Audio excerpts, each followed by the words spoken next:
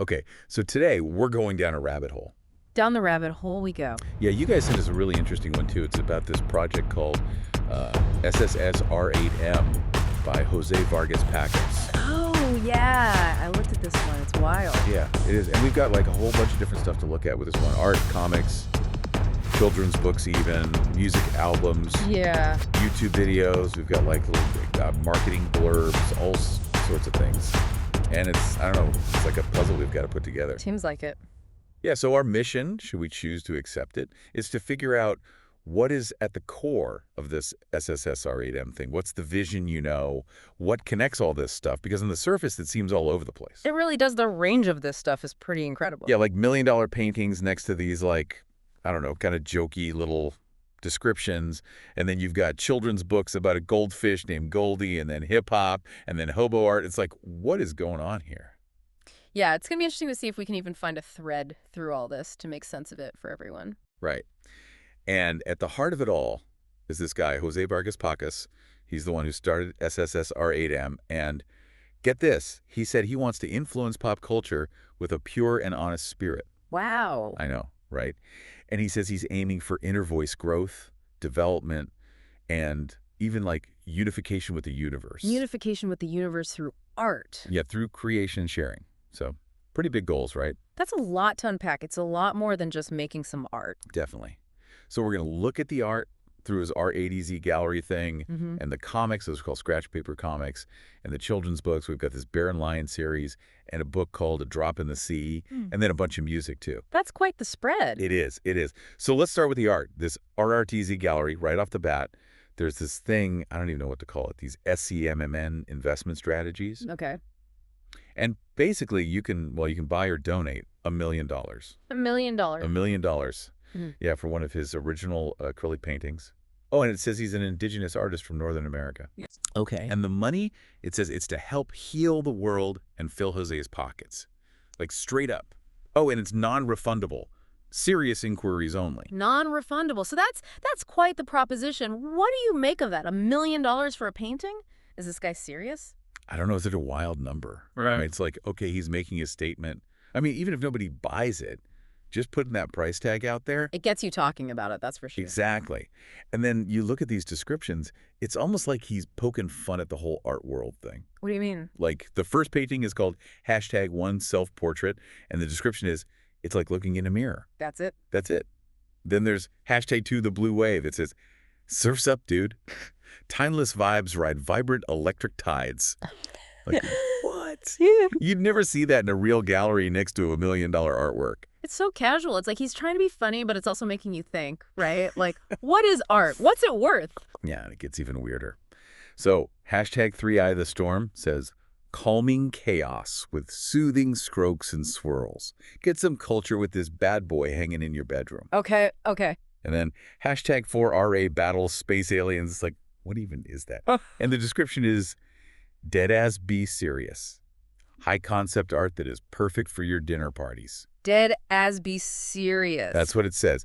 $1 million, dead as be serious. It's just such a weird mix, It's jarring. You've got this high-priced, supposedly sophisticated art, and then this language that's completely the opposite. It's like he's playing with us, messing with our expectations. Yeah, and then it gets even more random. This #sicket in C major. It says, the ideal gift for Hanukkah or Christmas. Kids eat more leafy greens when their parents own RTZ. Like, where did that even come from? I mean, it's funny, but it makes no sense. Is he just throwing words together at this point? I don't know. Maybe it's some kind of deeper commentary or something. Like, are we supposed to be looking for meaning in these descriptions, or is he just messing with us? It's hard to tell. It could be satire, poking fun at the art world and how people try to find meaning in everything.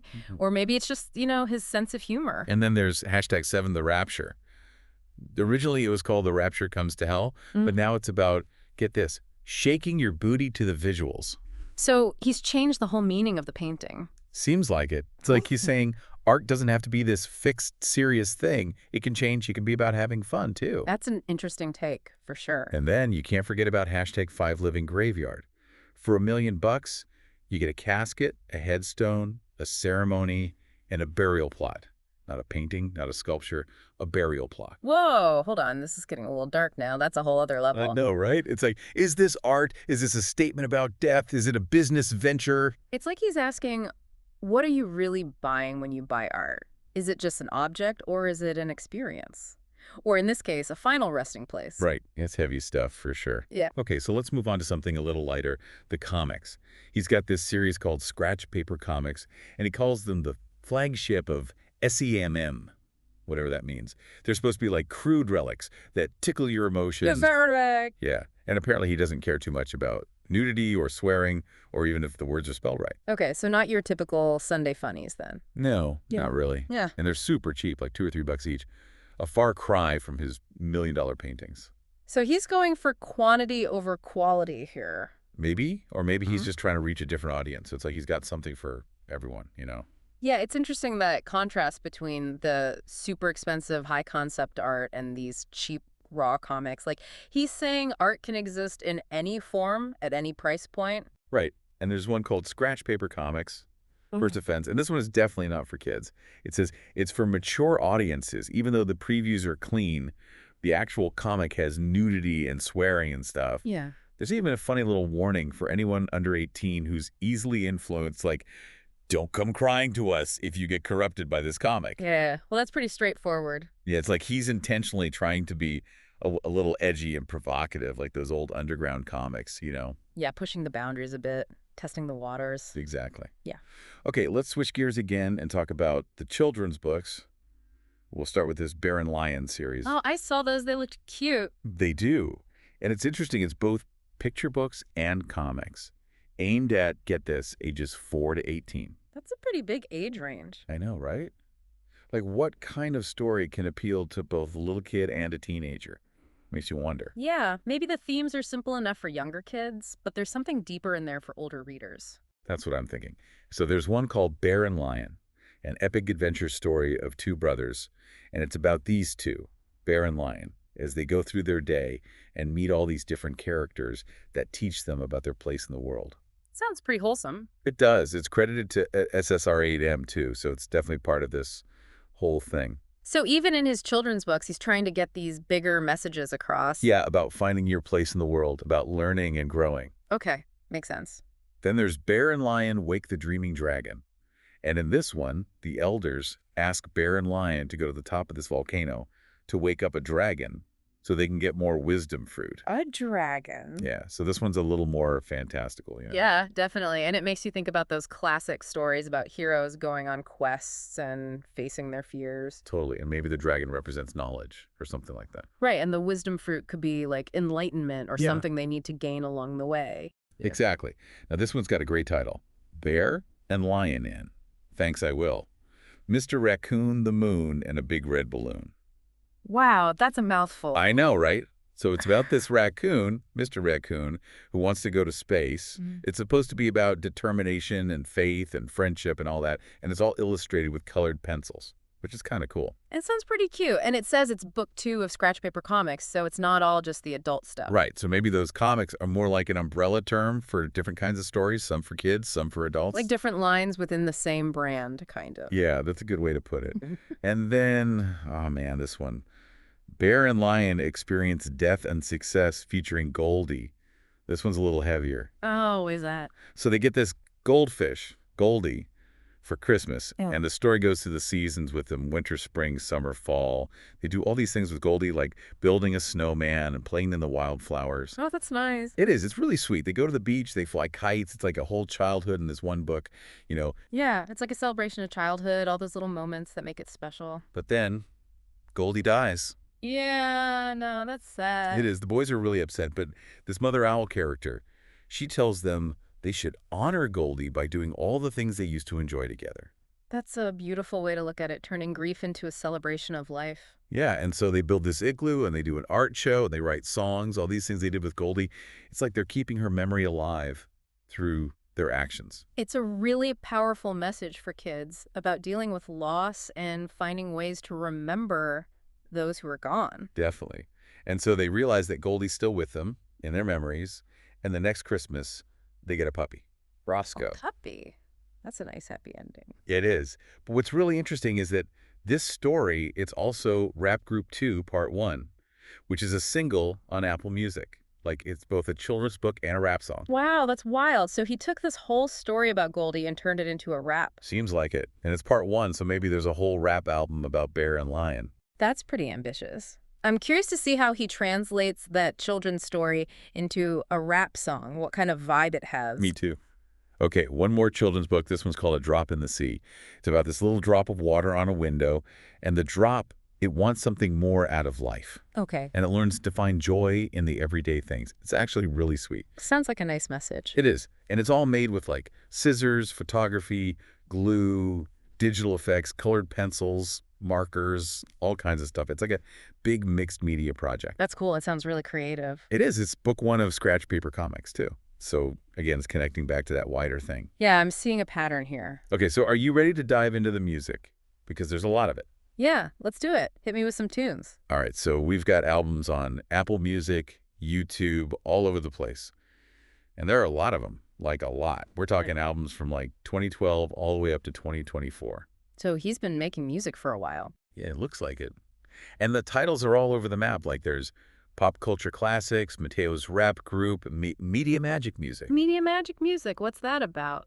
I don't know, got to listen to it to find out. Mm-hmm. There's also Theme of the All, SV8N, which I have no idea how to pronounce, and Jose of sSsR8M. So some of them sound more personal, maybe introspective. Yeah, and then there were the Bear and Lion ones, like Bear and Lion in, Thanks, I Will, and Bear and Lion Experience Death and Success. Oh, right. So he's pulling those stories into the music, too, like we talked about. Yeah, exactly. And then there's a Christmas album, Merry Christmas, from sSsR8M, and an album just called Children's Stories. So it's all connected. The music, the books, the comics, it's all part of this bigger sSsR8M universe. Yeah, it's really interesting how he weaves it all together. And there are singles, too, like that Goldie song, Bear and Lion Experience Death and Success. There's even a remix. A remix? What kind? It's called the Guillermo Guitar Remix. No idea who Guillermo is. Huh. Interesting. Then we've got these YouTube videos. Like there's sSsR8M Rap Group 2 Part 1 YouTube video Fall 2024.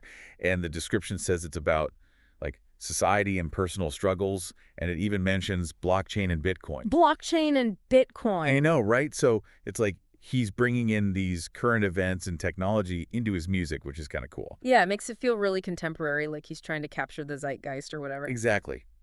Then there's sSsR8M Rap Group 2 Part 2 YouTube Video 2024. And this one is supposed to be like a stream of consciousness about identity and perseverance and artistic creation. Stream of consciousness, so like free-flowing thoughts and ideas put to music. Yeah, it sounds pretty experimental. I'm intrigued. It sounds like a really personal and introspective approach. And there's also sSsR8M Art Fashion House 2023 Fall Season. Here's a whole different thing. Oh, what's this one about? It's like a satire of the fashion world. It's so funny. They talk about these expensive, edgy, designer, classier wardrobes that peasants can't afford, and how you'll be the envy of your friends and enemies. So it's poking fun at the whole high fashion scene. Totally. It's over the top and ridiculous, but in a clever way. Okay, I'm definitely checking that one out later. Okay, so buckle up because now we're getting into the Hobo Art. Hobo art? Like made by actual hobos? Well, that's the thing. So there's cardboard Hobo Art that's part of sSsR8M, and there's a $555 Hobo Art promo video and a whole Hobo Art gallery. Wait, hold on. So is it made by hobos or not? Okay, so the gallery is this whole thing. It's like super exclusive. It's for VIPs, paying customers, and outliers. And they reserve the right to refuse service. Okay. And specifically, no hobos allowed. Oh, like, you man. can't make this stuff up. So it's called Hobo Art, but hobos aren't allowed. Yep. And no refunds, by the way. Yeah. And there's a $5 obligatory honor system donation with the password Hobo Art to get in. It's so strange. This is like some kind of commentary on homelessness or poverty or something, right? But also really messed up. I know. It's like, is he trying to make a statement about the art world, about society, or is he just being exploitative? It's hard to say. It's really provocative, though. It is. It's making me think about, like, who gets to profit off of certain kinds of art and whose stories get told. And the fact that it's called hobo art, but actual homeless people are excluded, it's like he's pointing out the hypocrisy of it all. Exactly. Okay, so remember SCAMMN, that weird word we kept seeing.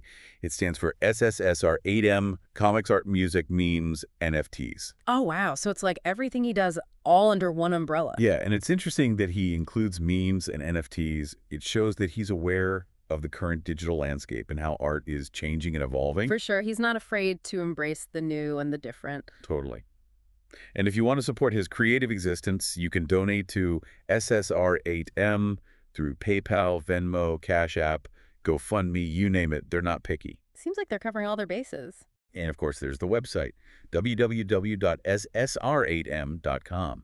He's got a whole online presence, Facebook, YouTube, Spotify, Apple Music, the whole 9 yards. So if you want to dive deeper, there's plenty to explore. Definitely. It's like a whole multimedia empire. Yeah, it is. It is. Oh, and he actually has a sSsR8M tour guide on the website. A tour guide? Yeah, it's like 5 steps to navigate all this stuff. It says start with the music, specifically Can You Make Me Happy?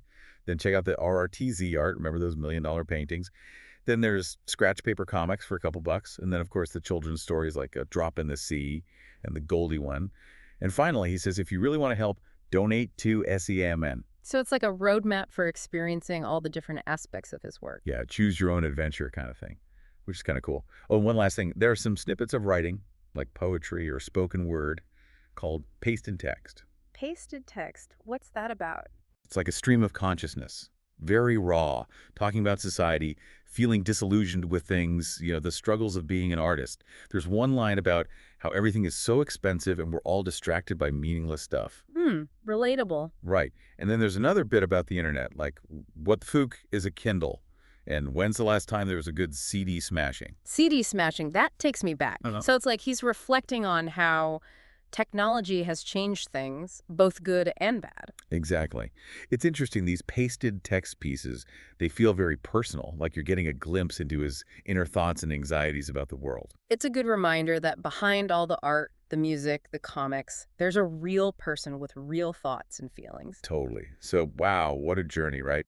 sSsR8M, this whole project created by Jose Vargas Pacas, it's wild, it's unconventional, it's all over the place. It is, and you know what? I think that's the point. It's not supposed to be neat and tidy and easily categorized. You think so? Yeah, he's mixing high art with low art, children's stories with rap music, social commentary with satire. It's like he's throwing it all out there and seeing what sticks, what resonates with people. And challenging us to think about what art even is, Exactly. It's not just about pretty pictures or catchy tunes. It's about making a statement, starting a conversation, making you feel something. And it's working. At least for us. We've been talking about this for a while now, and we're still not sure what to make of it all. And that's a good thing, right? It means the art is doing its job. It's engaging us. It's making us think. It's provoking a reaction. Absolutely. So we've seen the $1 million paintings, the cheap comics, the heartwarming children's stories, the rap music, the hobo art, all of it. And Jose Vargas Pacas wants to influence pop culture with a pure and honest spirit. But what does that even mean in the context of all this? That's the $1 million question, right? It is. Is it in the price tag of the artwork? Is it in the raw honesty of those scratch paper comics? Is it in the innocence of a story about a goldfish? Maybe it's in the way he's combining all these different forms of expression, breaking down barriers, pushing boundaries. Or maybe it's something else entirely, something we haven't even considered yet. Yeah, I think ultimately it's up to each individual to decide what sSsR8M means to them, what resonates with them, what makes them think. That's the beauty of art, isn't it? It is. It's a personal experience, and everyone's interpretation is valid. So there you have it, folks. sSsR8M, shaman soul-searching in a room. We've given you the pieces, now it's up to you to put the puzzle together. Thanks for joining us on this deep dive. It's been a wild ride. Definitely a wild ride. We'll see you next time on The Deep Dive.